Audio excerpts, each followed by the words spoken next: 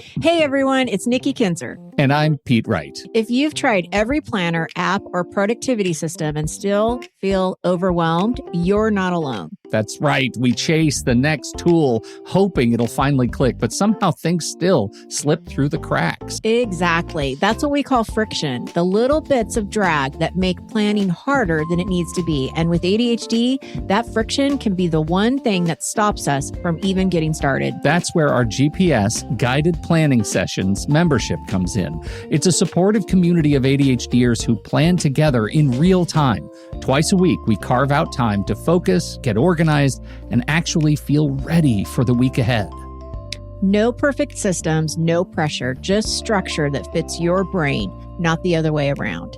Join us at takecontroladhd.com/GPS and let's plan with less friction and a lot more confidence. Enrollment closes on February 18th.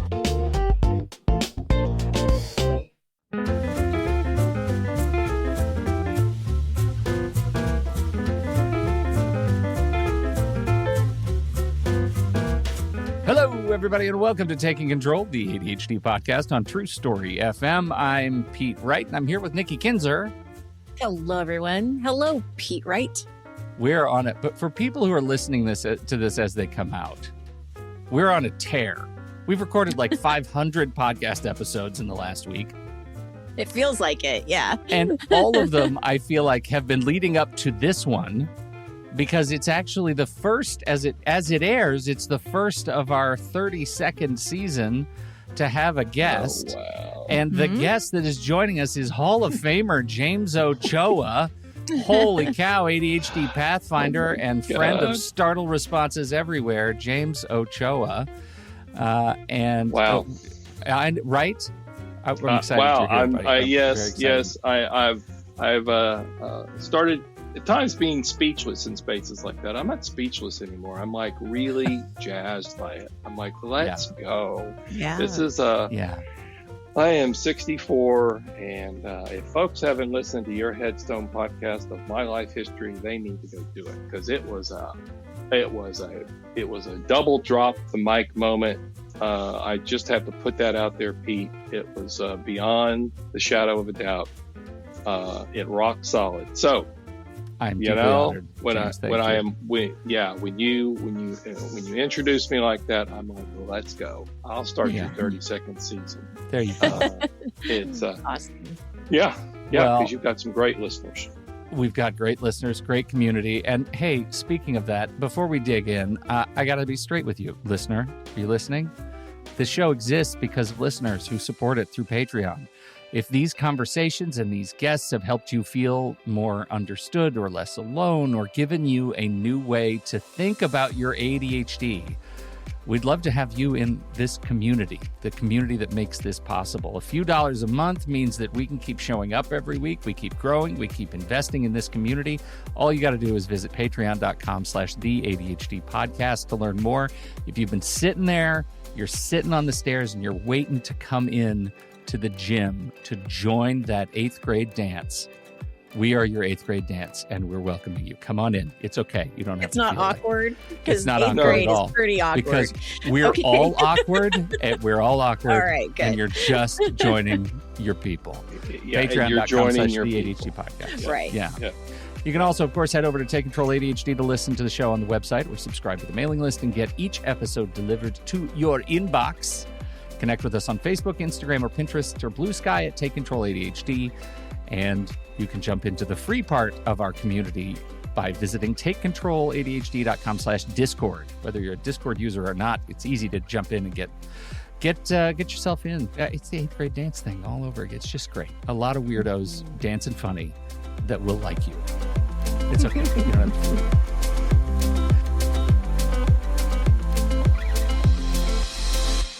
Look, we are beyond thrilled to welcome James Ochoa back to the show. If you're new, if this is the first Ochoa episode you've listened to, look, James is a licensed professional counselor. He spent over 30 years helping adults with ADHD live meaningful lives. He wrote the book He wrote the book on emotional storms with ADHD, Focus Forward. He has been a guest on the show many times, and every conversation with him goes deeper than the last. He's working on his second book, When the Shiny Wears Off, Navigating the Lifetime Storms of Adult ADHD, which focuses on handling the chronic stress that comes with ADHD, something I know resonates with so many of us in this community. James, welcome back. Well, thank you for having me. It really is. It's an honor, and I am looking at it's 11:11. I will note that. That is my fun time. I've been playing with numbers this year, and 11:11 is my number. So I will just appreciate that moment. And yes, let's go deep on this space today. We're talking about, I think, motivation. We're talking about, you tell me. I've got lots of things to play with. Well, so this is sort of a part two, because Nikki and I have jumped into this conversation before. This idea that that motivation is kind of a mercurial animal, and what we talked about is how connecting tasks to just a desire to be productive isn't enough, that we have to attach the work of our lives to emotional meaning, right? To environmental design, to body doubling. And the question that keeps circling is, what happens when you've tried all that and the work of your life still feels impossible? And so I want to talk about what's happening in those moments when even the meaning doesn't move us. Yes. So when you're stuck, or the meaning doesn't move you, or you think you have the meaning, one of the first questions to ask yourself regarding meaning, does meaning stop time for you? Does meaning hit passion for you? Okay. Because if it's not lighting up your brain in this enthusiastic, excited, interested kind of way immediately, it's something you have to think about. Then your meaning, you want to keep sifting, is what I would say. You want to keep filtering. Okay, wait, where is this? Where is this? Because when you find that kind of light up about meaning, or what you're going after, it's what drives us on the ADHD spectrum. Okay. I don't know how deep I've got some thoughts about this on kind of how this sets up. So you asked me the questions, and I can tell you how this sets up top to bottom. Well, I want to hear it, but I want to give Nikki a shot at this, because Nikki has brought the topic originally to our community, and I think I'd like to hear how you've been sort of processing that conversation since we had it the first time. Sure. It's interesting because when you talk about, I was reading through your notes earlier, Pete, before we got on, and there was something that really struck me where you were saying, we know how, we know what, but we can't quite get ourselves to do it. And it's so interesting because I just had a conversation yesterday with a new client, and it was an inquiry. And that was exactly what our conversation was around, is that, I've got the books. I understand what's going on. But I still have this feeling of being behind all the time, and not being able to do the things I want to do, and that motivation piece. And so I think it's something that comes around so often. Even when we talk about what the strategies are, it still feels, like you said at the beginning, like I know, but I still can't get myself to ask the person to body double with me, or I still can't show up to the accountability session that I said I was going to show up to. Like, there's still something there that's missing. Yes, and I think this is why James is so important today, because when we spend a lot of time thinking, those of us in the ADHD community, right, those of us who are trying to figure this out, we spend a lot of time thinking about, task durations and where in my day can they go, and how do I structure my life? How long is it going to take? And then we arrive at that task and we kick it down the curb, because we just can't do it. So we think we know why we need to do the work.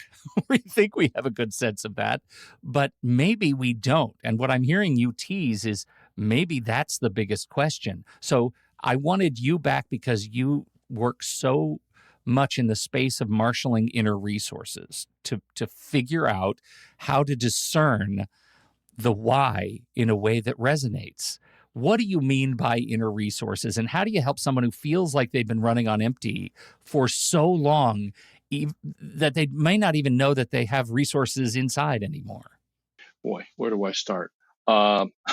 Just like, it's like a kid in a candy store. There's so many pieces of candy to pick up here. And I say that in an exciting way because I want people to understand this is an exciting topic. Okay. When we hit these distressed, lack of motivations, I'm stuck, I'm frozen again, I've been distracted, I kicked it to the curb again, that over and over, yeah, that creates the EDS of ADHD. That's the emotional distress syndrome of ADHD. I know it ad nauseum. Okay. So the last 7 or 8 years, and it's synergistic, right? Of course, again, you're hitting me at a really pinnacle space that one of the big things I'm working on right now, and it's going to be around in book 2, is the whole resourcing idea. So the resourcing idea is not just inner resourcing, it is an external resourcing also. But it's, first of all, I would say in the idea of resourcing, it's what nurtures, what protects, what motivates, what connects, what helps you take action. All those are ideas of resourcing, and you want to layer that the rest of your life.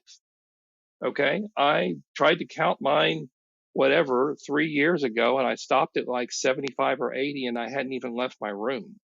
Okay. I hadn't even left my office. So you just want to have your life surrounded so you feel like it's at the drop of a hat. That's kind of a perspective. Now, Nikki, when you were talking about, this is, I know everything I need to know, and I'm still stuck. This is the hard truth. Normalize that. That is what happens. That is my hair color, height, and weight. That is not a nail in a coffin. Okay. But if we don't normalize and accept that resistance and this kind of disruption is a part of the process, then we're already in a challenged space because we haven't just said, okay, this is my hair color, height, and weight. Now what do I do? All right. So that's the first step, because you can know as much as you know and you can still get stuck. I still get stuck, doing your beautiful declutter challenge, and oh my God, stuck all over the place in different. But what do? I resource and I keep moving. How do I keep moving is what I hear you asking today. So true, right? Because what the underline of that is, even though my question is, but do you really know? Like, what do you think you know? And like, let's dive into that a little bit too, right? Like, because you want to keep moving forward. We don't want to just stay where we're at. Sure, because we are organic, evolutionary beings that are dynamic balanced, meaning we're constantly moving, okay? Homeostasis, the blood pressure and all this is all constantly moving. So we're going to be also, okay? So when you look at that space in a deep dive, all right, regarding the acceptance of it, you have to understand that motivation really does. It starts in the mind, to me, because the mind, you got to have a big picture of what you want. Where do I want to go? Where do I want to head? What is it? Okay. And people will say, well, I don't know what it is. I can't even picture it. I just know that I'm stuck. And I will say, guess at it. Because when you guess at something, that's a circumventing space of getting around the defense mechanism of the mind, because the guess is still coming from your beautiful mind. So your guess is a whole lot better than something that says, well, at least no, just go guess, just go grab something. So when you can get that picture, and I'll drive this down to detailed action immediately, you've got to wash the dishes. You've got to fold the clothes. You've got to call the Department of Public Safety to get your license renewed. Okay. And those things are driving you crazy and you keep kicking them to the curb. Then you're looking for some motivating personal meaning factor that's going to light you up, that's going to connect you. So you start sifting and you start going, I wonder how I can do this in a way I've never thought about before. Okay. You put on essential oils, you put on music, you call a friend, you just start layering pieces. Okay. And so then suddenly I discover that my friend Carl has to go get his DPS license too, and boom, now I've got a buddy to go with. But if I didn't start sifting and keep looking, because for us on the ADHD spectrum, we stop, we get stuck, we get frozen. Something doesn't resonate and we stop. Right. So Correct. That's what I was Okay. going to Correct. say. It seems like a cycle that I find myself that I can stop too early, right? And I'm down with you on guessing. Like I'll guess to figure out my motivation, my central kind of why, and then I'll stop and I'll think, well, that must be why. But I never question, do I know what I think I know? Does that really Yes. resonate? Well, if you know what you think you know, and you think that's your why, then like I said earlier, does it excite you?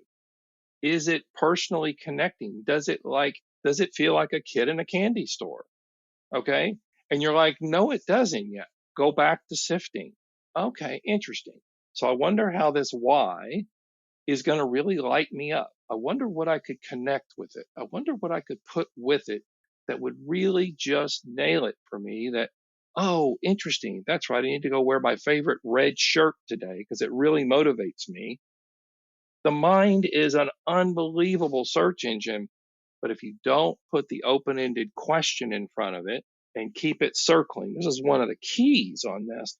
You don't move toward insight or aha or epiphany. All right. And this is something I learned this 16 years ago in an executive coaching program on how the mind works. So when you're stuck, keep sifting. You keep looking until it lights you up. When does it, and you know when something lights you up.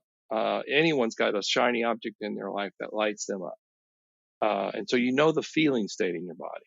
So much of this, the reason we're talking about this is because we deal with it at a very practical level, right? This is, I need to do the smallest thing that I can't move down the field. I have had on my own calendar, my own to-do list, make a dermatologist appointment. Great. Right? Love those. I haven't been to a dermatologist in years, and honestly, a little bit terrified of it, right? The whole experience of what I might find out. So it's easier to ostrich and kick the can down the field, and I kick it week after week. But what you're making me think about is the same thing that happened to me around dentistry. I was paralyzed by dentistry, didn't go to the dentist for 17 years. Finally went to the dentist because of acute pain and found out it was totally unrelated, different story. But I ended up going to the dentist and learning how to do the dentist. Yes. And I just went yesterday and fell asleep in the chair while they were working. The brain is a crazy thing. Yes, it is. It's crazy until it's not. You got to accept that it's crazy and that it's chaotic. Okay. And so for you, just me asking open-ended questions in this process got you thinking and got you popped into a space that's likely your dermatology, which, by the way, the skin is the largest organ on the body. It lives, it breathes, and we do the least to take care of it. It's like really insane. Yeah, right. But what you just reminded me of is that on dermatology, I stopped guessing. I stopped processing at the level of the task, and I saw it and I let fear get in the way of it, and I put it away. I let myself get distracted. Look, and remember, we on this ADHD spectrum, okay, the default mode network system for us is the groove we can get locked into and we get stuck. All right. And it's known that to get out of that default mode network, you got to move. So get up, walk around, sway your body. I don't care what it is. Put music on, because that helps the body to move itself through these spaces as you're guessing and as you're looking for insight and action. But everyone gets excited naturally. All right. Once you're excited, the action feels easier to kind of move toward. You're still not out of the weeds though from distraction. The motivation doesn't last. I'm exhausted because I didn't sleep last night. So again, I'm not throwing a nail in it, but I'm saying there are other pieces to consider. So when you find that insight in action, you keep moving forward. You keep looking for, I can't do this today. I'm motivated because I really didn't sleep last night and I'm not safe to drive, but I am going to do it tomorrow. And I'm going to call my friend Carl and say, hey, text me in the morning. We're going to go together at 7:30. I'm going to make a deliberate plan with that motivated and with that energy and that action. But we just have to be realistic. Us on the ADHD spectrum, oh my God, we can get thrown off in the drop of a hat, right? So I don't want people to walk away and say, okay, I found this energy and action and everything should be okay. And then I got distracted and then we're frustrated again. It's like, no, just You okay. keep moving though. I mean, I think that that's the point, is that that is going to happen, but we keep moving. We keep Yes, going. we do. Yes, we do. And understand that resource and this kind of keep moving is a cadence of kind of push and pull flow states. We all hear these pieces. And so it's okay to stop and rest. This is where micro meditations, this is where, okay, all right, I'm going to do some deep straw breathing exercises to calm myself because I'm just too amped up, or I'm going to do some quick breaths so that I can get my energy back up. This whole breathing thing has just become, it's a great way to stay motivated, but it's been popularized to the point that people are like, what does it mean? Well, it's simple. Breathe out short and fast. You're going to amp the body up. Breathe out long and slow. You're going to calm the body down. Don't make anything more out of it than that. I'm doing a lot of work in that space right now, but not to digress, but come back to this motivation piece. Yeah, we have to keep sifting. We have to keep moving. It's interesting that you say that. I want to transition a little bit into uh, so much of your language around imagination and reframing, because imagination, in my experience, can be a double-edged sword, right? Imagination in my day-to-day can play a really powerful role in helping me get unstuck from the work that I'm doing. It can also play an enormously powerful role in getting me stuck because my imagination runs wild. Now, we were talking on a past show about I fell in love with pirate stuff. Long story. We could talk about it offline. I love pirates just a lot. I love the Caribbean, pirate ships. Really love it. He wants to be Johnny Depp. They're super shiny. He looks a little bit like Johnny Depp. He's got that kind of a little bit. Yeah. I'll take it. So one of the things that I struggle with is this metaphor of the ship, the tall ships, right? When there is no wind, you just sit. And so I'm looking at you saying, how do you marshal these resources as tools to actually create your own wind? I would love for you to blow in on that subject. Well, I think that's it's a wonderful way.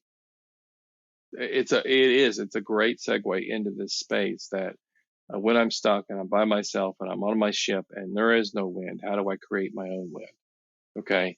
And it starts with little pieces again. That's why in the imagination space, I could go, so what would I do in a space like that? I'd go to my imagination world, which is just, we could do a whole show on my world and my imagination. It's fascinating because I have hyper visual abilities. But I would start to consider, how do I make my own wind from a motivation point of view? I might swing in my hammock. I might go fly around with my dragon. I might go sit, in my hot baths, that are coming down from the freezing mountain. I mean, I would start thinking, so it starts to put me into a resourced kind of space by the way I'm thinking. And then I go back to this open-ended question. I wonder how I'm going to create wind or motivation for myself right now, and I am exhausted. I cannot do this anymore. I'm on the verge, or I've been crying for days, and I just don't know which way is up. I'm going to look for something that connects me, whether it's in my emotional safe place or it's the little bitty bead that my grandmother gave me that's really personal to me. It doesn't matter what it is. Look for a connector. All right. Any kind of connector that's around you, inside you, and you hold it. You hang on to it. You remember the story of it. You start telling the story of it. Oh, this was from my grandmother. Oh my God, my grandmother really believed in me. That's right. Here comes the wind. All right. The grandmother believed in me. Oh, that's right. That's right. She told me. I get chills when I'm talking about this right now because that's how it works, Pete. You get this little bitty piece of kernel of something. You start telling yourself the story about it. It creates wind because our past stories that are generative and nurturing and connective, that's a new space for me. That's the wind of internal. That's the wind in our life. Okay. Because we have too much failure. Yes. Failure creates resilience. Wonderful. Okay. I don't need to go practice failure or resilience. That's going to happen on its own in this beautiful brain of mine. I do need to practice picking up the bead from my grandmother and saying, hey, I'm going to remember this. Wow. Okay. Yeah. Thanks, Grandma, for hanging in here with me. Let's go. Does that make some sense? Mm-hmm. I can absolutely see it. And let's actually bring it back to my dermatology example. Go. Right? Great. Because I'm going to get you to the dermatologist, dude. Well, I'm telling come you. hell or high water, man. I'm going to get to the dermatologist. I feel like I've already gotten over that transit, but this is a quotidian task. It's a thing that for most people is just pick up the damn phone and dial. And I already know the number. I have the number in the task. I know all those things. But if I do, I need an example of how to take one of these really simple, I'm going to call it the non sort of derogatory stupid tasks, right? I don't mean to insult my activity of going to the dermatologist, but it's a stupid task. It's just a thing that needs to get done. Pete. Great. So you want to play with that right now? Yeah, I want to play with it. I want you to tell, what is my grandmother in this situation? All right. Right. You know this is your grandmother in this situation. Okay. So you know you need to go that, great. I love these grandmothers. Grandmothers are great. Incredible. You know, my grandmother made incredible, oh my God, butter cookies that were just to die for. See how much that brain works? And boom, I could feel some wind coming. Look, your dermatologist, you know you need to go. Do you know who you're going to? Yeah. Great. Do you have their number? I do. Okay. So when are you going to call and make the appointment? After this show, what is a point today where you're going to make that appointment? This is where I get to dance, right? Because I can tell you, I'm really busy. I've got so many really important. So how long is that phone call going to take you? Well, 2 minutes, 5 minutes. My imagination says an hour. They'll want a whole history. Right. And that'll be really So we're gonna block out an hour. Don't just say, okay, I'm gonna block out an hour. Okay. If you looked at an hour, where's an hour in your day? You have a lunch hour. You have something that popped up out of nowhere. You hoisted me. I have a lunch hour. There is time that I don't have. Great. And you're going to be on hold to some degree in this space. So it's likely not going to take the whole hour, but take the hour because you can eat while you're waiting on hold. So we can dual task. So you're not going to not be fed. I don't want you to not be fed on your lunch hour. So you'll do it on your lunch hour. Now, is your lunch hour traditional 12 to 1, 1 to 2, kind of in the middle of the day? In this case, it's I've got freedom from 12:30 to 1:30. Okay, 12. All right, so good. So you probably, because you got to watch doctor's offices, they're closed around lunchtime. So it's like, we got to keep our eyes on that. So probably the 1 to 1:30 is probably a better range. But you're going to call ahead time. You're going to at least oh, by the way, could you get online? Could you get online to make an appointment? Is it a possibility? There's a lot of technology today. You're a technology I've never looked. guy. Yeah, okay. I've never. Is that a possibility? Checked. Okay, so is that another option as a possibility of checking, and you could also call? Yeah. Okay. Great. So you know who you're going to call. Uh-huh. You know how you're going to call them. Mm-hmm. Okay. You know you got two paces. I want to stop there. I know we've got show to do here, and I want to I want to keep going. I want to drive this a little further. Okay? I do too. So yes, you're willing to call your dermatologist, and you have two options of calling or getting online to see if they have an appointment. All right. Do you believe that you'll be able to get an appointment by taking those two actions? Yes. Great. I do. Yes, you do. Yeah. All right. Now, absolutely. Do you believe that you're going to either get online or make the call today or within 24 hours? Where's your lunch hour that we're talking about? Where's the target? Well, my lunch hour is today. But James, here's the dancing part. That's what I want. I have been in exactly this place before. I know you have. That's beautiful. Great. What Yes. is it that's going to keep me? Yeah, we don't know yet. That's okay. Good. We don't Keep know going. yet, but that's all right. We're still running. All right. So the piece is, so yes, you want to do it. Absolutely. So you're worried about that this has happened before. When I ask you absolutely, this is what the brain pops up.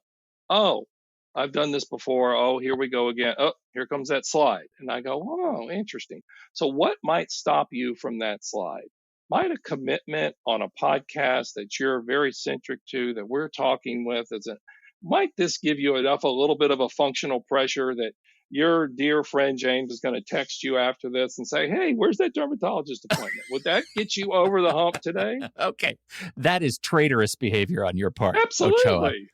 That is Absolutely. betrayal, because I think I think I might have just gotten it, because not everybody who's running into these kinds of tasks has a podcast that they can be called out on.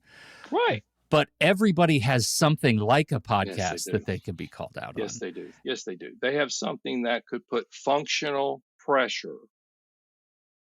I said functional because pressure for us can be really difficult. Functional pressure means pressure that I've agreed to, that's in loving, caring kindness of myself, that is in my highest good.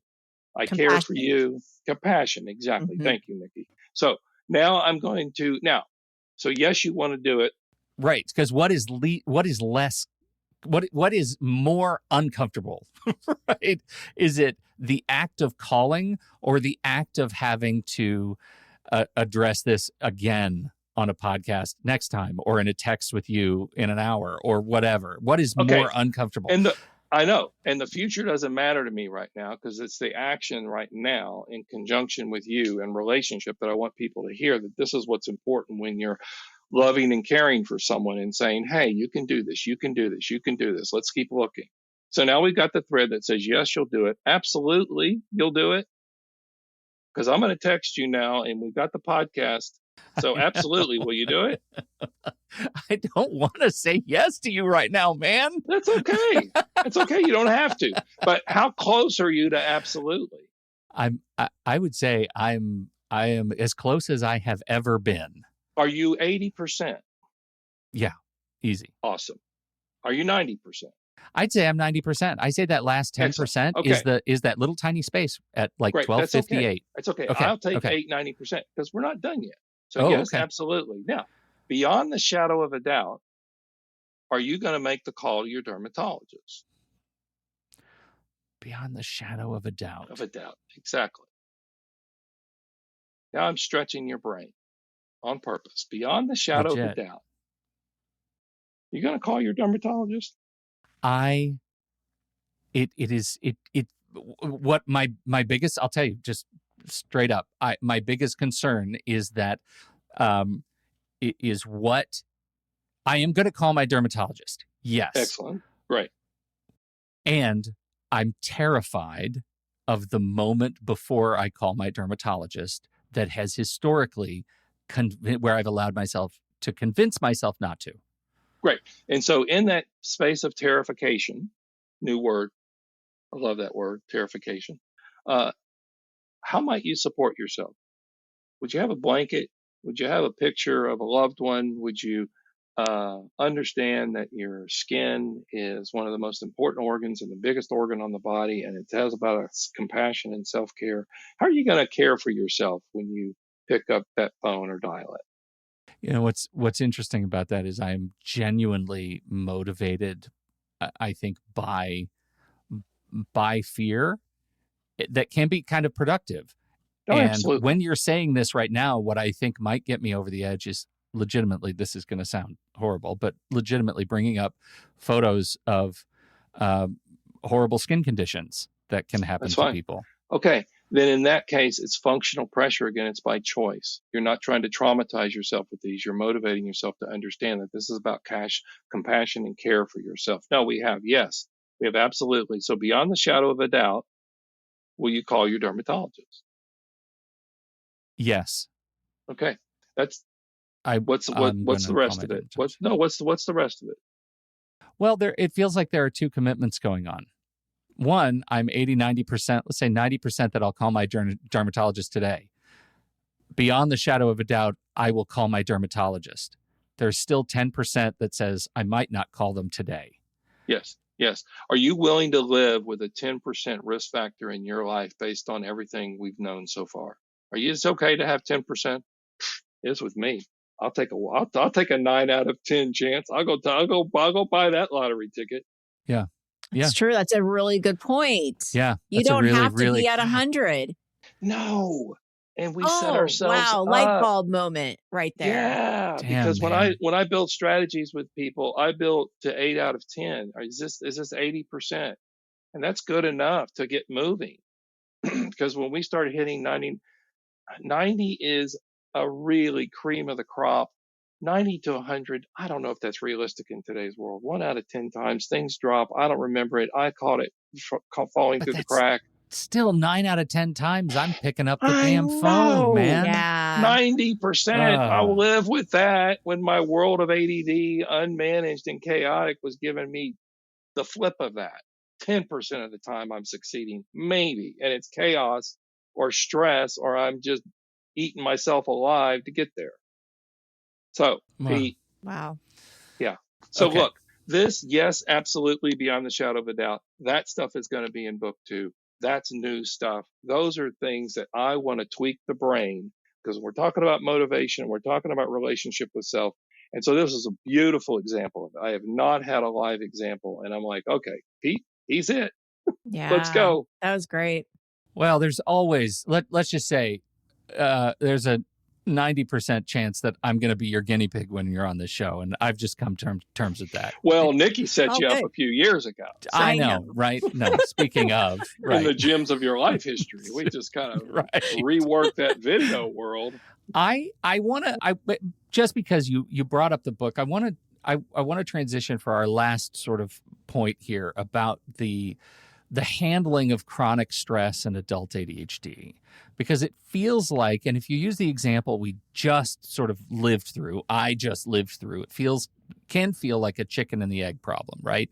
We have tasks which create stress. The stress makes it harder to do the tasks. The cycle deepens, and eventually we're in a place where we're immovable, thanks to the weight of the stress in our lives. I'd like to hear you weigh in on that.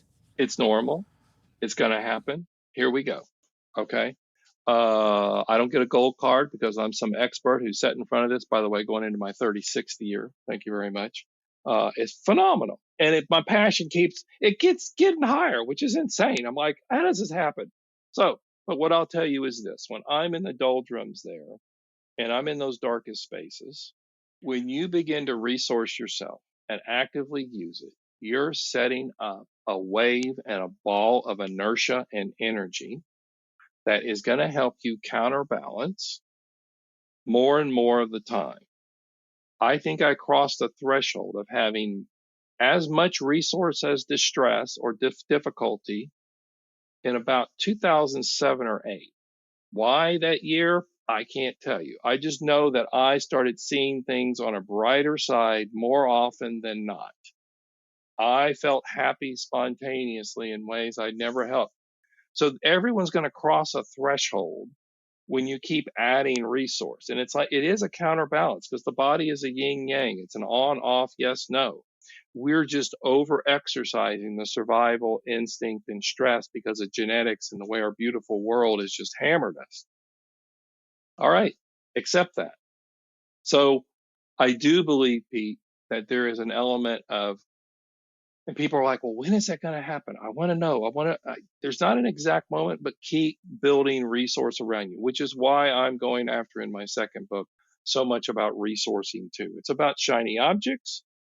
It's about all these storms we go through. I don't know. Maybe I've said this before, that when we were conceptualizing the book, we started writing about the book and we started writing about the storms. And then suddenly we were like at 85 storms that felt significant. It's like, we can't write that many. But the reality is those aren't going to go away. And so we knew we had to put resource in the book, counteracting these spaces, because that's what we need to build. And that's my work. So yes, absolutely, beyond the shadow of a doubt. Let's get strategies moving that keep us resourced, that keep us moving. Good work, you guys. This was wonderful to witness. I mean, seriously. Nikki's a coach going. I'm in awe. Like, James, you're amazing. And Pete, you're amazing too for putting yourself out there and going through it and being vulnerable. I mean, like, what you're experiencing is every day, daily occurrence for people. So this is great. Well, because yes, the listeners are like, oh my God, that happened to me yesterday. Yeah. Yes. I have my own appointment that I have to set that I can't do. Exactly. Yeah. Right. And I think that's the thing when I said earlier, I think I guess why I need to do something and then I stop guessing. I think that's what I want people to understand. That's what we uncovered when I stopped guessing, which was just sort of finishing the process. I never in a million years could have imagined that I would feel so much weight around a task of picking up the phone and calling to make a dermatology appointment. Once the appointment is made, I am beyond the shadow of a doubt going to attend the appointment. I don't miss appointments. It is the act of taking the uncertain and making it certain that is so hard. Yes, and it is. This But took me practice to it. Yes. Practice it, Practice because it. you will get better at it for yourself personally. Now, the fascinating adventure of this, it will not be the same any given time. You might be able to find a pattern that works for a period of time, but we are consistently inconsistent. So be okay with the adventure. It's going to be new and shiny and interesting. And I really believe that's what feeds my passion in the field, is that it keeps being, I just have to go reshine it. Well, you talked about this in your first book. Your strategies have to be customized. Like they have to be for you. They're not one size fit all. Which is why I loved the book that y'all wrote, Unapologetically ADHD, right? It's like, it gives you systems to customize, which is why I thought beautifully you hit the curve on that in a way that was really meaningful. Whew. Okay. All right, buddy. Thank you. Great. Oh my gosh. How's your writing process going? When am I going to see this book? It's okay. So what do I put this nationally? Sure, why not? I'm a vulnerable guy. Right now, what I'm looking at is I have a meeting next week with my writing coach. She's been feverishly putting all my material together and helping the writing coach and editor, Robin. She'll actually have a byline in the book this time because she's so seminal in really helping me get these concepts out in a way, in a voice that really works. Because I'm an 11/11 guy, okay, I'm shooting for November 11th Love it. of 27. Okay. So we're looking about 15 months ahead. I want to release it on 11/11/27, which will be 11 years after my first book. And then all the announcements, of course, are going to go out on 11/11. So I'm just going to line the ones up and let's go. Because when we started this show, I looked at my clock and it was 11/11 and we were talking about it. And I'm just leaning into this. And there is a whole backstory behind that number, certainly, in my beautiful life. I but love it. there we go. So there's the commitment. We'll see what happens with it. I believe it's true. I talked to my consultant yesterday. She's on board. I've got the art director ready, the same art director who did that one right there. That's the cover to Focus Forward. I don't know what she's already thinking concepts. I'm excited. I'm super excited about this next book. It's going to just fall together, cool. James. It's going to fall together. 15 months is. You have unfortunately too much time. It'll be done much sooner than that. I can't wait. I think it's very possible. I think it's possible. And I'll be pre-selling and those kind of things. It's going to be fun. I can't wait to tell people about it. And really, yeah, I'll tell you what, I can't wait for the audiobook. Okay. Now I'm going to tease Pete here. I'm going to tell everyone. Oh yeah, the audiobook. Oh, I talked to her about that I'm not yesterday. saying anything. I'm already interviewing people for the audiobook, or my son's going to do it. I don't know that I'm going to do it. We'll see. Yeah. We'll see. I'm Your not son's there. a good idea. That's a great idea. Jules would be really good. He did the quotes. So I'm going to go ahead and tease Pete and Nikki on purpose here with his favorite one, which is my season 3. Of the podcast, of the complex. Come on, man. So you come on here and you troll us. That's what you want. That's how you want to leave this episode. Absolutely. I'm gonna just do it again because we have a plan for that. This summer, we're actually going to write it ahead of the next book.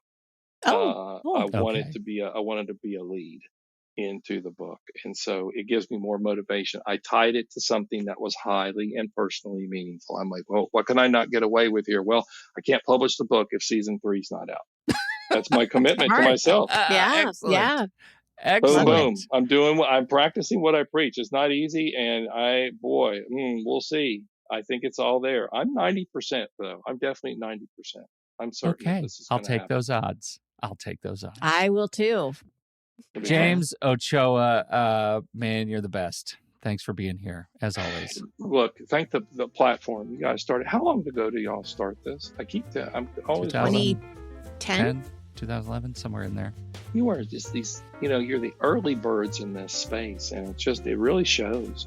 And we keep showing up every week. Because there's more to show up with, right, Nick? I know, right? it doesn't stop. Like, there's so much to talk about. There's more people to help. There's more people to understand this. Yeah, and the way that y'all are doing it and the way that we're reaching for it together is just, it's a wonderful team. I love being on here. It's just like one of my favorite things to do. Thank you so much, James, as always, for being here. Absolutely. Everybody, go check out jamesochoa.com. And I'm going to put in the show notes the Headstone episode. If you want to hear a little bit more about James, oh my God. Probably a lot bit more, Pete. There's a lot of it. There's a lot of bit more about James in Headstone. And, there is. I'm really thrilled that you agreed to do it, and you have such a fascinating story. So I really appreciate you being there and being here for who knows the umpteenth time at this point. I believe there is a point where we lose count. But you are an elder statesman guest on our show. We wouldn't have it any other way. On behalf, everybody, thank you for downloading and listening to this show. We appreciate your time and your attention. Don't forget, if you have something that you want to add to the conversation, we're going to be over in the Show Talk channel in our Discord server. You can join us right there by becoming a supporting member at the deluxe level or better at patreon.com/the ADHD podcast. On behalf of Nikki Kinzer and James Ochoa, I'm Pete Wright, and we'll see you right back here next week on Taking Control, the ADHD podcast.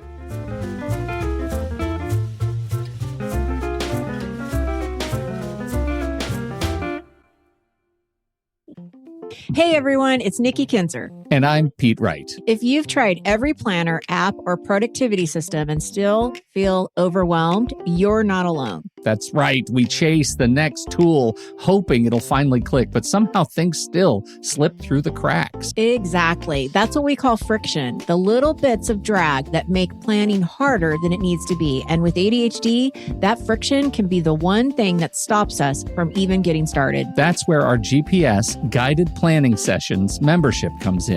It's a supportive community of ADHDers who plan together in real time. Twice a week, we carve out time to focus, get organized, and actually feel ready for the week ahead. No perfect systems, no pressure, just structure that fits your brain, not the other way around. Join us at takecontroladhd.com/GPS and let's plan with less friction and a lot more confidence. Enrollment closes on February 18th.